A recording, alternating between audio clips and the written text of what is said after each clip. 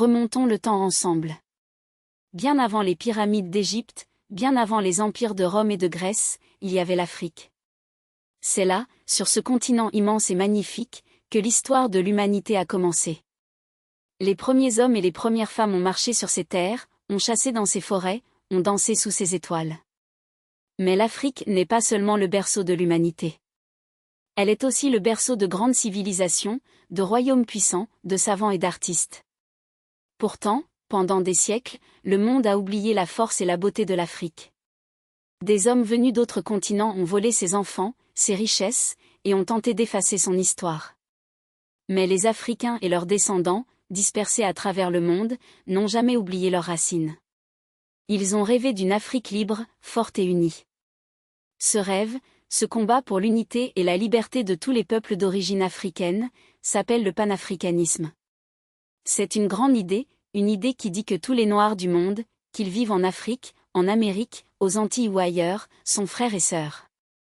Ils partagent une histoire, une culture et un destin commun. Dans ce cours, nous allons voyager dans le temps, des origines de l'humanité jusqu'à aujourd'hui, pour comprendre comment ce rêve d'unité est né, comment il a grandi, et comment il continue d'inspirer des millions de personnes. Nous allons découvrir des héros, des reines, des rois, des poètes et des penseurs qui ont lutté pour que l'Afrique retrouve sa place dans le monde.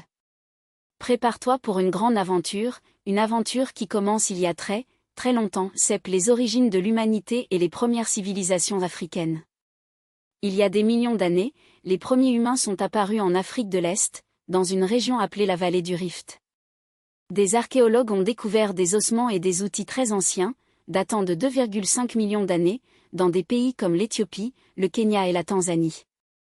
Le squelette le plus célèbre est celui de Lucie, une femme qui vivait il y a environ 3,2 millions d'années. Ces découvertes montrent que l'Afrique est le berceau de toute l'humanité. Bien plus tard, vers 3000 avant Jésus-Christ, une immense civilisation est née le long du fleuve Nil, en Égypte.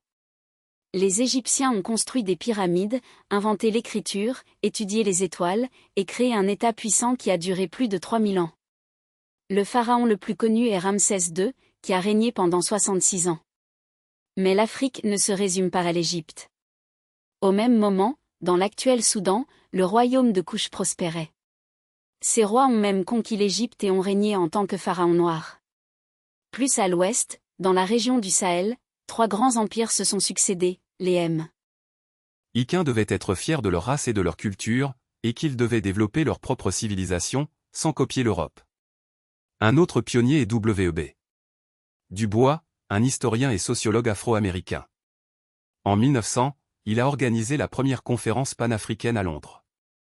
L'idée était de rassembler des Noirs du monde entier pour discuter de leurs problèmes et trouver des solutions. Du Bois a continué à organiser ces conférences tous les quelques années. En 1919, il a organisé le premier congrès panafricain à Paris, juste après la Première Guerre mondiale.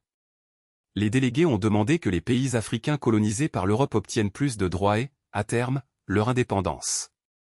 Un autre grand leader est Marcus Garvey, un Jamaïcain qui a vécu aux États-Unis. Garvey était un orateur puissant. Il a fondé l'UNIA, Universal Negro